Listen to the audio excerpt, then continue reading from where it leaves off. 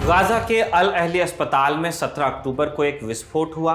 फिलिस्तीनी स्वास्थ्य मंत्रालय ने इस हमले में 500 से अधिक लोगों के मारे जाने का दावा किया। बाद में यह आंकड़ा 471 पे रिवाइज भी किया गया, लेकिन बहुत बड़ी संख्या तो थी ही। मरने वालों में छोटे बच्चे, महिलाएं, बूढ़े भी शामिल थे। धमाके के बाद इजरायली सेना और फिलिस्तीनी चरमपंथी संगठनों ने एक दूसरे को जिम्मेदार ठहराना शुरू कर दिया। इतना बड़ा धमाका हुआ तो दुनिया भर के एक्सपर्ट अपने अपने तौर तरीकों से इसकी छानबीन करने में जुटे हुए हैं, लेकिन 10 दिन से भी ज्यादा बीत जाने के बावजूद अब तक साफ नहीं हो सका कि इस हमले के पीछे था कौन। इजरायल ने कुछ वीडियो फुटेज के आधार पर दावा कर दिया कि धमाका फिलिस्तीनी चरमपंथियों के रॉकेट के रास्ता भटक जाने से हुआ, लेकिन अब इस मामले में अमेरिकी अखबार द न्यूयॉर्क टाइम्स की एक रिपोर्ट सामने आई है जिसमें इस थ्योरी को चुनौती दी गई है। न्यूयॉर्क टाइम्स की report Eric Toler, Haley Willis, Riley Mellen, Alexander Cardia, Natalie Reneau, Julian Evans और क्रिस्टोफर कॉटल ने मिलकर तैयार किए। इतने सारे जर्नलिस्ट्स ने मिलकर इसे लिखा है। अस्पताल में हमले की खबर के बाद शुरू हुआ आरोप प्रत्यारोप का दौर। जैसा हमने कहा, इजरायल ने इसका जिम्मेदार फिलिस्तीनी चरमपंथी संगठन इस्लामिक जिहाद को ठहराया, जिस पर इस्लामिक जिहाद ने कहा कि इजरायल अपनी जिम्मेदारी से बचने के लिए गोलमोल बात कर रहा है। इजरायल ने अपनी बात को साबित करने के लिए कतर के मीडिया संस्थान अल जजीरा के लाइव फुटेज को कई दफा कोट किया, जिसमें एक रॉकेट आसमान में फटता नजर आता है। एक बड़ी रोशनी है जिसके कुछ सेकंड बाद अस्पताल में धमाका हो जाता है। न्यूयॉर्क टाइम्स की रिपोर्ट के अनुसार इजरायल ने कई अन्य सबूतों का भी हवाला दिया जिन्हें सार्वजनिक नहीं किया गया, जिनमें रडार सिस्टम से मिली जानकारी, ऑडियो इंटरसेप्ट और अन्य वीडियो फुटेज भी शामिल है, लेकिन ये पब्लिक डोमेन में नहीं है। अखबार ने दावा किया है कि अल जजीरा की फुटेज में नजर आ रहा रॉकेट या मिसाइल गाजा से नहीं, इजराइल से दागा गया था।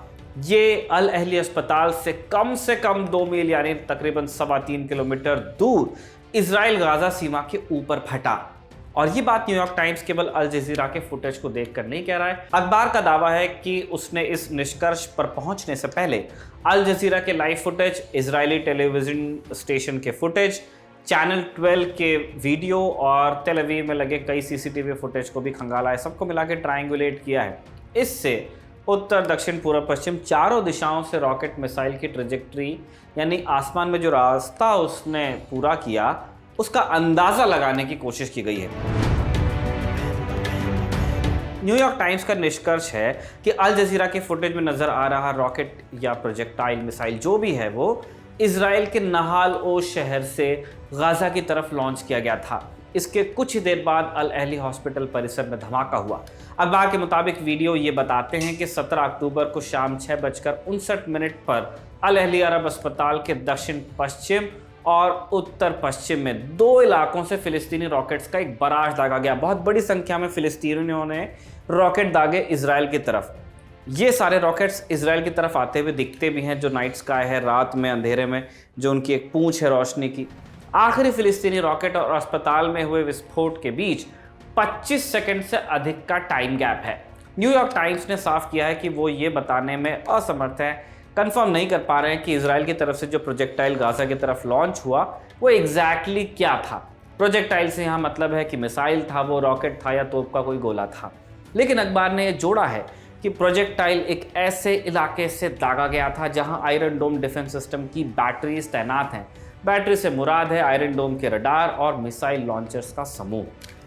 वैसे इजराइल की सेना का कहना है कि वो आयरन डोम सिस्टम की इंटरसेप्टर मिसाइल्स गाजा में फायर नहीं करता है। इजराइल ने यह भी साफ किया है कि अल अहली हादसे के वक्त उसने कोई आयरन डोम इंटरसेप्टर मिसाइल फायर नहीं किया। न्यूयॉर्क टाइम्स ने भी कहा है कि इंटरसेप्टर गाजा के इलाके में दाखिल न हुआ हो, ऐसा भी हो सकता है। अब इजराइल क्या कहता आया है और सुन लेते हैं। इजराइल के प्रधानमंत्री बेंजामिन नेतन्याहू ने गाजा के अस्पताल में हुए हमले के बाद अपने देश पर लगे आरोपों को सिरे से नकारा। उन्होंने ट्वीट कर कहा कि चरमपंथी संगठन हमास का ही रॉकेट मिसफायर होकर हॉस्पिटल पर गिरा। नेतन्याहू ने इसके बाद एक और ट्वीट कर हमले का जिम्मेदार इस्लामिक जिहाद संगठन को बताया था। आईडीएफ ने भी नेतन्याहू के सुर में सुर मिलाया और हमले की जिम्मेदारी लेने से इनकार ही किया। अस्पताल से आई तस्वीरों में देखा गया कि धमाका उसके पार्किंग एरिया में हुआ था जहां एक गड्ढा बन गया था, लेकिन यह गड्ढा कुछ छोटा था। इसी के मद्देनजर इजरायल ने दावा किया कि हमला उसने नहीं किया क्योंकि उसके ऑर्डिनेंस से बड़ा क्रेटर बनता। इजरायली सैन्य प्रवक्ता मेजर नीर दिनार ने न्यूयॉर्क टाइम्स को भी बताया कि उनकी सेना की तरफ से किए गए हमले इस तरह के नहीं थे जिनसे अस्पताल को किसी तरह का नुकसान पहुंचता, लेकिन प्रवक्ता ने यह बताने से इनकार किया कि उनकी तरफ से किया गया सबसे नज़दीकी हमला कितने दूर था, जो सबसे क्लोज ऑर्डिनेंस उन्होंने ड्रॉप किया वो अस्पताल के कितने पास था। आप तक ये जानकारी लाए थे हमारे साथी शुभम, और कैमरे पर इसे रिकॉर्ड किया था जतिन ने। आप देखते रहिए दी ललन टॉक।